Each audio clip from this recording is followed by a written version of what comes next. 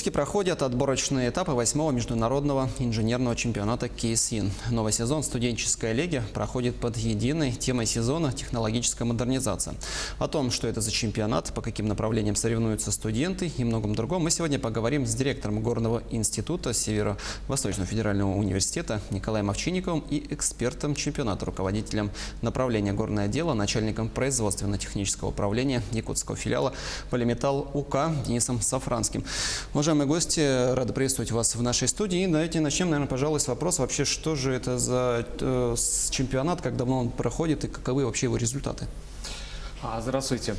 Вообще международный чемпионат КСИН – это система соревнований, проводимых для школьников, студентов, молодых специалистов для решения кейсов в области горного дела, георазведки, электроэнергетики и нефтегазового дела.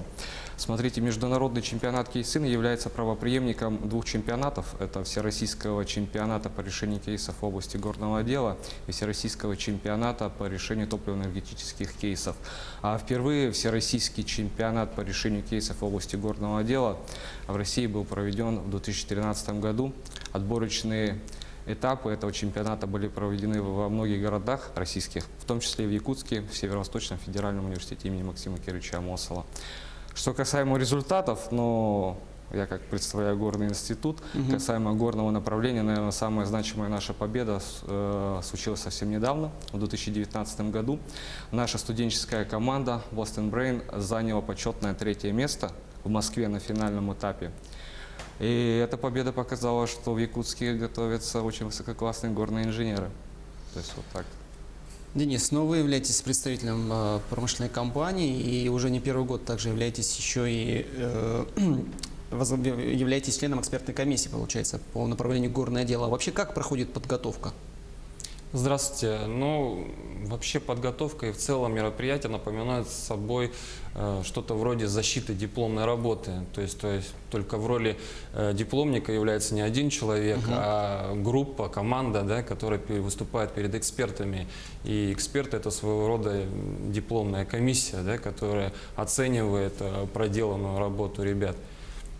Но как вообще... каковы способности ребят, наверное, да? Как можно оценить их умственные такие возможности? Ребята готовятся. Видно, что именно задел большой дается на практическую основу, то есть они консультируются точно так же и с промышленниками. То есть кто-то ребята где-то практику проходил, выходят на компании, советуются и так далее, потому что все-таки работа именно решения кейсинов как таковых практических задач, да, не больше не теоретических, а именно нацеленных практических на решение практических заданий. Николай, вопрос, наверное, к вам. А по каким еще направлениям проходит чемпионат? Ведь это же все-таки командные соревнования, насколько я понимаю. Смотрите, в Якутске отборочные этапы чемпионата проводятся по 2 лигам. Это студенческая лига и лига молодых специалистов. Что касается студенческой лиги, она представлена 4 направлениями. Это горное дело, георазведка, нефтегазовое дело и, получается, электроэнергетика. В студенческой лиге участвуют аспиранты, студенты, магистранты до 25 лет включительно. Лига молодых специалистов, получается, молодые специалисты с промышленных предприятий, преподаватели до 35 лет включительно. Что для тех, есть определенный регламент. В команде должно быть минимум 3 человека, максимум 4 человека. Все это по большей степени теории, да, но всегда интересна практика, да, как все происходит. Есть некий чемпионат, есть работодатель. Вопрос, наверное, Денис, по большей степени к вам, да, вы как представитель промышленной компании. Какова вообще роль Полиметалла, да, в КСИН, и нашла ли ваша компания каких-то, может быть, потенциальных, либо уже есть ребята, которые уже работают, трудятся у вас на предприятии? Роль КСИНа для нас очень важна, потому мы ищем своего рода звезд, да, в промышленности, звезд в учебной сфере. Сейчас сложно подбирать кадры, а на данном этапе при выборе, при оценке специалистов уже видно своих лидеров, да, в командах и так далее. Мы их подмечаем, берем себе на заметку. Далее, если видим, что в ребятах есть потенциал, приглашаем их на производственную практику. У нас разработана целая программа работа с такими молодыми специалистами, это в дальнейшем после производственной практики к ним закрепляется за каждым специалистом наставник, да, он их курирует. После производственной практики, завершения защиты диплома, мы приглашаем на защиту диплома, да, конкретно привязываем к нашей компании, к месторождению какому-нибудь, они защищают диплом, приглашаются, и они становятся уже на предприятии молодыми специалистами. Тоже за ними закрепляется куратор, и они растут, выдается индивидуальный план развития на несколько лет, пишется им и так далее и тому подобное. Уже вырастают до специалистов, попадают в кадровый резерв. Уважаемые гости, ну вот по вашему мнению, насколько сейчас вообще популярна инженерная профессия, как это было, к примеру, скажем так, в советские годы? Я считаю, популярны они должны быть популярны. Ну, республика у нас горнодобывающая, нефтегазодобывающая, то есть здесь десятки предприятий промышленных. И немало еще месторождений полезного ископаемого здесь еще не освоено, так что я считаю, что работы что горному инженеру, что нефтянщику, что газовику здесь хватит еще лет на 50, а точно. Ну а что вообще вот говорит статистика последних лет? Вот молодые ребята насколько активно, скажем так, по сравнению, ну там с годом ранее, двумя годами ранее, активнее идут, скажем так, в профессию инженера? Идут, намного активнее идут. То есть замечается некий, Конечно. Скажем так, спрос по увеличению, скажем Конечно, знаете, это еще, наверное, связано с тем, что вот, последние 2 года в Якутию вошли вот такие крупные компании, как раз вот Полиметалл. Вот компания «Прогноз» еще появилась, то, что вот как новая тенденция, новый как бы поток людей к ним. То есть с каждым годом наблюдается положительная динамика. так. Денис, ну, возвращаясь к Полиметаллу, да, какие специалисты востребованы в вашей компании?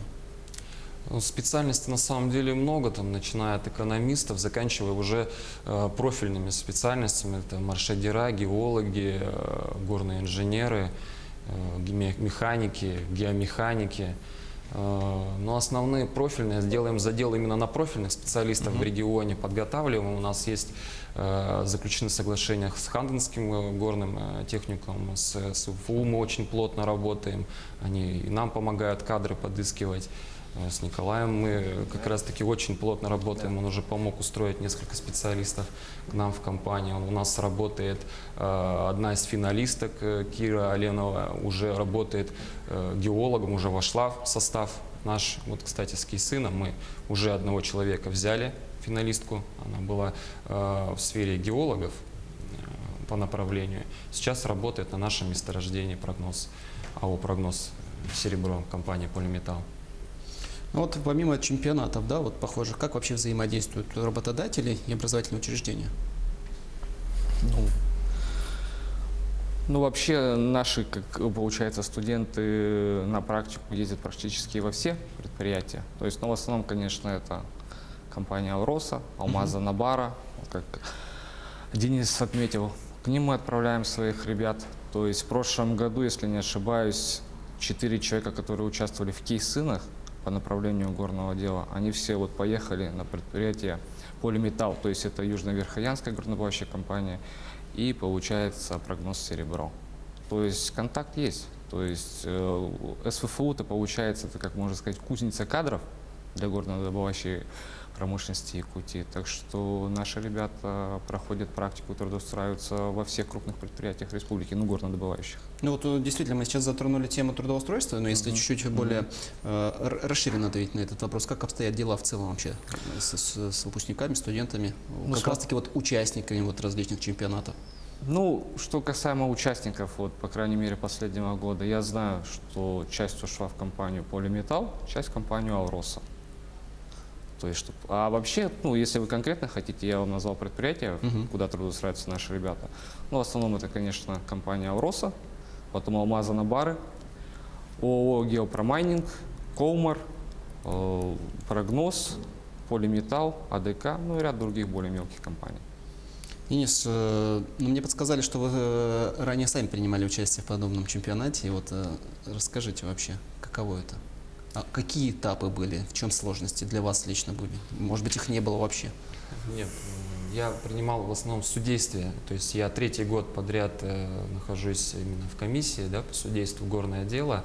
Второй год занимаю пост председателя по горному направлению.